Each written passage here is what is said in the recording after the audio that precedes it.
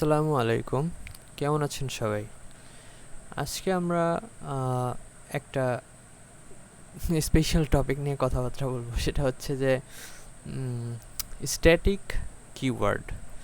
আর already scope resolution অপারেটরটা ব্যবহার আমরা দেখেছি, কিন্তু এই ভিডিওতে আমরা এইটা একটু ডিফারেন্টলি দেখার চেষ্টা করব। আমরা যদি পিএইচপি শিখে বা পিএইচপি কোনো ওয়েব ফ্রেমওয়ার্ক ব্যবহার করি, তখন দেখতে পাবো যে এই ফ্রেমওয়ার্কগুলোতে প্রচুর পরিমাণ স্কোপ রেজুলেশন অপারেটরের ব্যবহার হয়, যে কোনো ধরনের হতে পারে। আমি এখানে দেখলাম যেমন এটা হচ্ছে কেক পিএইচপি। তো এরকম স্কোপ রেজুলেশন অপারেটরগুলোর প্রচুর ব্যবহার হয়। তো এইটা আসলে একটু ডিটেলসে দেখার প্রয়োজন। তো চলেন আমরা একটু দেখার চেষ্টা করি। স্ট্যাটিক কিওয়ার্ড বলতে কি বোঝায় আসলে? স্ট্যাটিক কিওয়ার্ড কোড দেখলে হয়তো ভালোভাবে বোঝা যাবে, কিন্তু আমি এখানে একটু ডায়াগ্রাম এঁকে একটু বোঝানোর চেষ্টা করি। সেটা হচ্ছে, ধরেন এটা হচ্ছে আমার একটা ক্লাস আমি ডিজাইন করেছি, ঠিক আছে? এখানে অনেক প্রপার্টি আছে, মেথড আছে, এটা নাম দিলাম এ ক্লাস। এখন এই ক্লাসের ভিতরে আমি অনেক অবজেক্ট তৈরি করব। মনে করেন ক্যাপিটাল A1, A2, A3, এরকম করে করে করে AN পরিমাণ অবজেক্ট আছে। আমরা যখন একটা ক্লাসের অবজেক্ট তৈরি করি, তাহলে আমরা অবশ্যই জানি যে সেই অবজেক্টের জন্য মেমোরিতে স্পেশালি মেমোরি অ্যালোকেট হয়।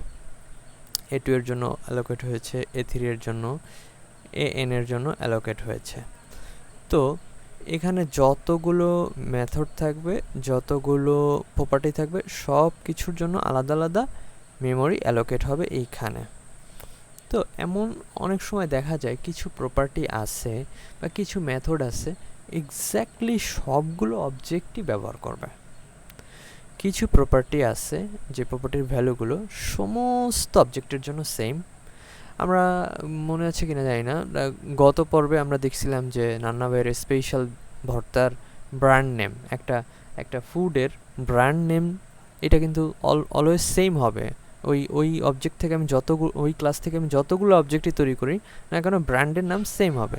তার মানে কি, এরকম অনেক প্রপার্টি আছে যে প্রপার্টিগুলো বেসিক্যালি সমস্ত অবজেক্টের জন্য সেম, বা কিছু মেথড আছে সমস্ত অবজেক্টের জন্যই সেম।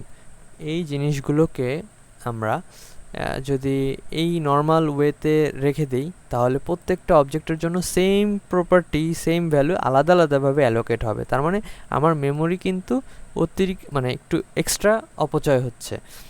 আমি যদি করি কি, যে এই কমন যে প্রপার্টি বা মেথড, এটাকে স্ট্যাটিক হিসেবে ডিক্লেয়ার করি, STATIC, তাহলে হবে কি, এটা আসলে অবজেক্টের কোনো অংশ হবে না, এটা হবে ক্লাসের অংশ। আমরা এই ভেরিয়েবলগুলোকে বা মেথডগুলোকে বলতে পারি ক্লাস মেথড বা ক্লাস ভেরিয়েবল। এখন সমস্ত অবজেক্টই এই ক্লাস মেথড বা ক্লাস ভেরিয়েবলে অ্যাক্সেস পাবে। A1ও যে অ্যাক্সেস পাবে, A2-র সেই অ্যাক্সেস পাবে, A3ও সেই অ্যাক্সেস পাবে, ANও সেই অ্যাক্সেস পাবে। A1 যদি সেটাকে চেঞ্জ করে, A2 সেটা রিফ্লেক্ট পাবে, বা A3 যদি চেঞ্জ করে, A1ও সেটা দেখতে পাবে। তো এই হচ্ছে স্ট্যাটিক প্রপার্টি। আমরা কিছু এক্সাম্পল দেখি। আরেকটা বিষয় আছে, সেটা হচ্ছে এই স্ট্যাটিক প্রপার্টি, এই যে বললাম যে A1 চেঞ্জ করলে A2 সেটা দেখতে পাবে, A3 চেঞ্জ করলে A1 দেখতে পাবে। অর্থাৎ এই যে চেঞ্জ হয়ে গেলে তো সমস্যা, যদি মনে হয় এমন, তাহলে আমরা সেটাকে কনস্ট্যান্ট ডিক্লেয়ার করতে পারি। কনস্ট্যান্ট টু ক্লাস ভেরিয়েবল, কিন্তু এটাকে একবার যদি আমি অ্যাসাইন করে ফেলি, তাহলে আর কোনো অবজেক্টই সেটাকে চেঞ্জ করতে পারবে না। এটা হচ্ছে কনস্ট্যান্ট আর স্ট্যাটিকের ভিতরে বেসিক পার্থক্য। তো আমরা যদি এখন একটু কোডে দেখি, যে আমরা এখানে আমি একটা ক্লাস তৈরি করি, সাপোজ ক্লাস টেস্ট। এই ক্লাস টেস্টের ভিতরে আমি মনে করেন আমার একটা প্রপার্টি আমি ডিক্লেয়ার করতেছি, পাবলিক ডিফল্ট, আমি এটাকে স্ট্যাটিক ডিক্লেয়ার করব, ডিফল্ট fault ডিফল্ট পাওয়ার সাপোজ 10 আরেকটা ডিক্লেয়ার করলাম const freedom is equals to 19.8 আচ্ছা এখন আমি যদি টেস্ট ক্লাসের একটা অবজেক্ট তৈরি করি নিউ টেস্ট এবং এই দুইটা প্রপার্টিকে আমি এই অবজেক্টের থ্রুতে যদি অ্যাক্সেস করতে চাই তাহলে কিরকম অ্যাক্সেস হবে $t ডিফল্ট পাওয়ার আচ্ছা এটাকে যদি আমি রান করি এখানে একটা প্রবলেম আসতেছে accessing static property test as non static তার মানে বোঝা যাচ্ছে যে আমরা এইরকম মানে একটা অবজেক্টের থ্রুতে এই মানে স্ট্যাটিক প্রপার্টিকে এভাবে অ্যাক্সেস করতে পারি না আমাকে যদি এরকম অ্যাক্সেস করতে হয় স্ট্যাটিক প্রপার্টি অ্যাক্সেস করতেই হয় তাহলে আমাকে কি করতে হবে স্কোপ রেজুলেশন অপারেটরের সাহায্য নিতে হবে সেটা হতে পারে এরকম মনে করেন টেস্ট যেহেতু এটা ক্লাস ভেরিয়েবল তাই ক্লাসের অংশ টেস্ট ডিফল্ট পাওয়ার সো আমরা যদি এখন এটাকে রান করি তাহলে 10 প্রিন্ট হয়েছে অন্যান্য প্রোগ্রামিং ল্যাঙ্গুয়েজগুলোতে দেখা যায় যে স্ট্যাটিক কিওয়ার্ডগুলো আমরা অবজেক্টের থ্রুতে অ্যাক্সেস করতে পারি না কিন্তু পিএইচপিতে একটা উইয়ার্ড সিস্টেম আছে যেখানে আপনি এই অবজেক্ট দিয়েও স্ট্যাটিক কিওয়ার্ড স্ট্যাটিক প্রপার্টিগুলোকে অ্যাক্সেস করতে পারেন যেমন আমি যদি এখানে লিখি $t ডিফল্ট পাওয়ার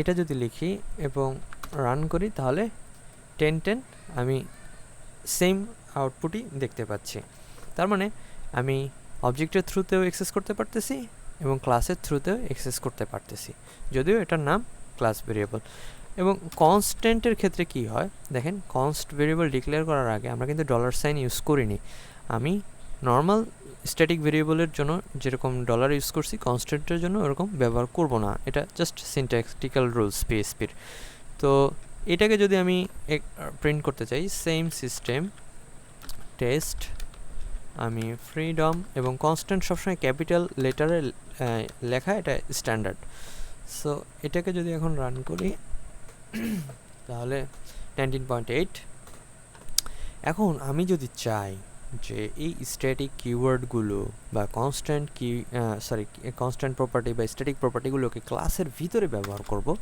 তাহলে কীভাবে ব্যবহার করব মনে করেন আমার এখানে একটা ছোট হাতের মানে স্মল টেস্ট এই একটা মেথড আছে যে মেথডটার ভিতরে আমরা ডিফল্ট পাওয়ার এবং ফ্রিডমের ভ্যালু অ্যাকচুয়ালি প্রিন্ট করতে চাই তাহলে কি হবে নর্মালি আমরা আগে দেখছি কি যে আমরা দিস ইউজ করে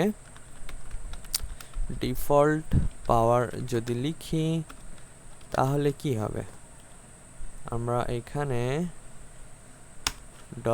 $t টেস্ট মেথড যদি কল করি তাহলে এখানে একটা প্রবলেম আসবে কি accessing static property as non static আমাদের টেস্ট মেথডটা কিন্তু কি নন স্ট্যাটিক এবং আমরা সেই নন স্ট্যাটিক মেথডের ভিতরে স্ট্যাটিক মেথডকে স্ট্যাটিক প্রপার্টিকে অ্যাক্সেস করতে চাচ্ছি এই দিসটা আসতে হচ্ছে যে এটা অবজেক্টের একটা কোনো অংশ তো আর স্ট্যাটিক হচ্ছে সমস্ত অবজেক্টের জন্যই সেম আমরা একটা নন স্ট্যাটিক মেথড থেকে স্ট্যাটিককে এভাবে অ্যাক্সেস করতে পারবো না যদি অ্যাক্সেস করতেই হয় সেক্ষেত্রে আমাকে সেলফ নামে আরেকটা কিওয়ার্ড আছে সেটা ব্যবহার করতে হবে আমি যদি লিখি সেলফ স্কোপ রেজুলেশন দেন ডিফল্ট পাওয়ার এখন যদি আমি এটাকে রান করি তাহলে এই যে 10 প্রিন্ট হয়েছে সিমিলারলি যদি আমি সেলফ এখান থেকে যদি ফ্রিডম ব্যবহার করতে চাই তাহলেও আমি 19.8 আমি পাচ্ছি তাহলে সেলফ আমি ব্যবহার করতেছি ক্লাসের ভিতরে এবং এইখানে বাইরে থেকে আমি ব্যবহার করতেছি জাস্ট স্কোপ মানে ক্লাসের নাম দেন স্কোপ রেজুলেশন দিয়ে ওই প্রপার্টির নাম বা ওই মেথডের নাম আমার যদি এখানে একটা মেথড থাকে static function fuction I am static method। এখন এটাকে যদি আমি অ্যাক্সেস করতে চাই তাহলে কিভাবে অ্যাক্সেস করতে পারি? টেস্ট এক্স, এটাকে যদি রান করি তাহলে এই যে আই এম স্ট্যাটিক মেথড এইভাবে আমি অ্যাক্সেস করতে পারতেছি। অথবা যদি আমি চাই যে $t দেন এক্স এভাবে যদি অ্যাক্সেস করি তাহলে কি হবে? এই যে আই এম স্ট্যাটিক মেথড। এই সিস্টেমটা উইয়ার্ড, এটা পিএইচপিতেই শুধুমাত্র এরকম দেখা যায়। আর একটা বিষয় হচ্ছে সেটা হচ্ছে যে আমরা দেখলাম, আচ্ছা আরেকটা বিষয় হচ্ছে যে আমরা গত পর্বে দেখেছিলাম ইনহেরিটেন্সের যে বিষয়গুলো ছিল, যে আমরা এরকম দেখেছিলাম, মনে করেন আমার ক্লাস এ আছে, ক্লাস এর ভিতরে একটা ফাংশন আছে টেস্ট